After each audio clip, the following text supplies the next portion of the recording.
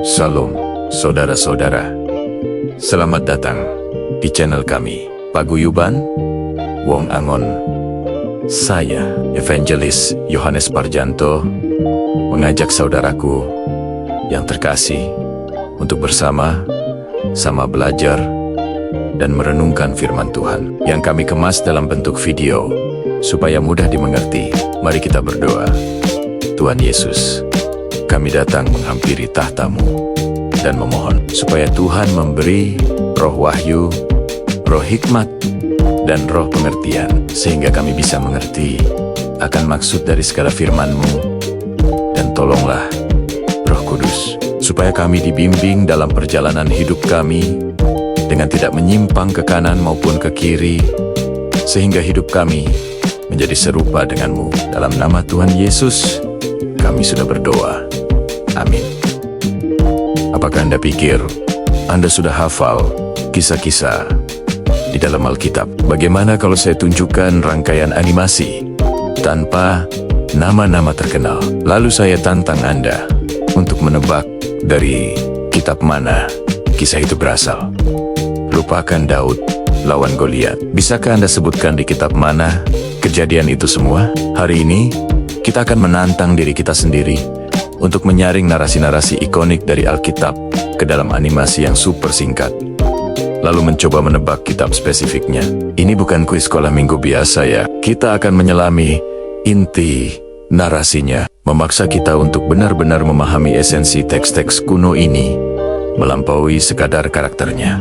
Jadi, bersiaplah untuk menguji pengetahuan Anda bersama kami. Ambil Alkitab Anda, atau cukup andalkan otak Anda, karena ini ternyata lebih sulit dari yang Anda bayangkan. Oke, kita mulai tantangannya. Misteri animasi yang pertama akan muncul di layar sekarang.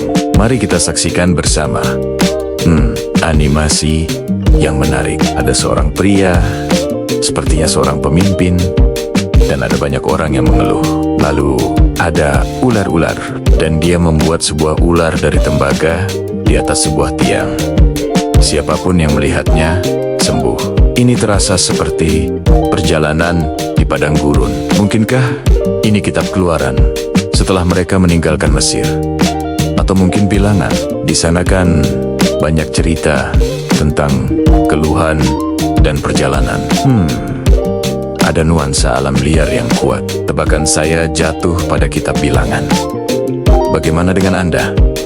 Sudah punya jawaban? Mari kita lihat jawaban yang benar. Dan ya, benar, kitab Bilangan. Kisah ini yang dikenal sebagai ular tembaga adalah momen penting dalam perjalanan bangsa Israel di padang gurun. Ini bukan hanya tentang ular ajaib. Ini tentang iman dan ketaatan di tengah-tengah pemberontakan. Kisah ini begitu penting, sehingga Yesus sendiri merujuknya dalam Injil Yohanes sebagai gambaran dari keselamatan yang akan dia bawa. Sungguh luar biasa bagaimana satu cerita singkat bisa mengandung makna teologis yang begitu dalam. Oke, skor saya 1. Mari kita lanjut ke tantangan berikutnya. Sekarang kita masuk ke animasi kedua. Kali ini, mari kita geser fokus kita. Tujuan tantangan ini bukan cuma menebak, tapi juga untuk melihat, melampaui tokoh-tokoh yang sudah kita kenal dan memahami esensi narasinya. Perhatikan baik-baik tema yang muncul dalam animasi ini. Oke, kita lihat ada seorang pemuda. Dia punya mimpi-mimpi yang hebat, lalu dia dijual oleh saudara-saudaranya. Dia berakhir di negeri asing, menghadapi berbagai cobaan. Tapi akhirnya dia naik ke posisi yang sangat tinggi dan menyelamatkan banyak orang, termasuk keluarganya sendiri. Nah, kalau kita hanya fokus pada karakternya, kita langsung tahu ini siapa. Tapi pertanyaannya adalah, di kitab mana kisah epik ini diceritakan secara mendetail? Setelah kita menebak, mari kita bedah sedikit animasinya. Perhatikan penekanan pada tema persaingan antar saudara, mimpi-mimpi profetik, dan bagaimana rencana Tuhan yang berdaulat tetap berjalan meskipun ada niat jahat manusia. Elemen-elemen tematik ini adalah petunjuk besar. Mereka sangat kuat dan menjadi ciri khas dari kitab Kejadian. Ya, Ini adalah bagian akhir dari kitab Kejadian yang berfokus pada kisah Yusuf dan anak-anak Yakub. Kitab Kejadian tidak hanya bercerita tentang penciptaan, tapi juga tentang bagaimana Tuhan memulai rencananya bagi sebuah bangsa melalui sebuah keluarga yang tidak sempurna. Menurut Anda, sudut pandang unik apa lagi yang ditawarkan kitab Kejadian melalui kisah Yusuf ini?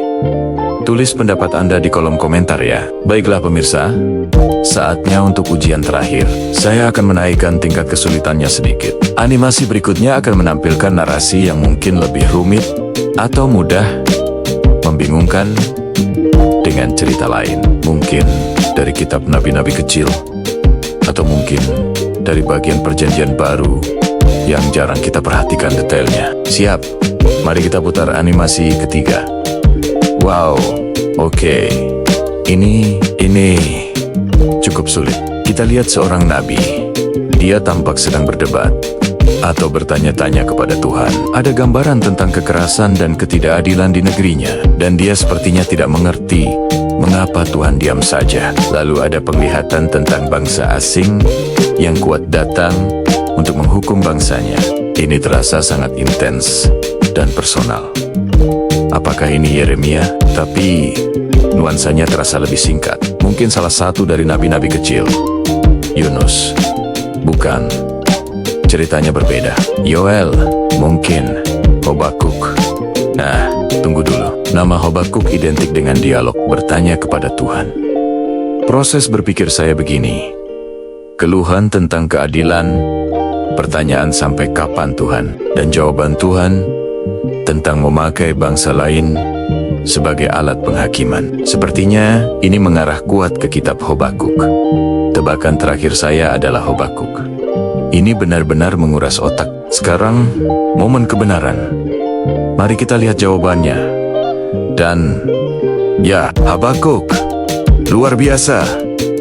Momen aha yang melegakan. Kitab Habakuk ini sangat unik. Ini bukan Tuhan yang berbicara kepada nabi, tapi lebih seperti nabi yang mengajukan keluhan dan pertanyaan jujurnya kepada Tuhan.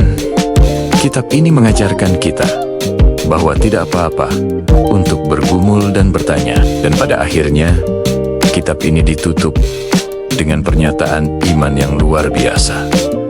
Sekalipun pohon ara tidak berbunga, namun aku akan bersorak-sorak di dalam Tuhan. Ini menunjukkan perjalanan iman dari kebingungan menuju kepercayaan penuh. Tantangan seperti ini benar-benar membantu kita memahami kedalaman dan kekayaan setiap kitab dalam Alkitab. Skor akhir saya 2 dari 3. Lumayan. Tapi yang terakhir itu benar-benar sulit.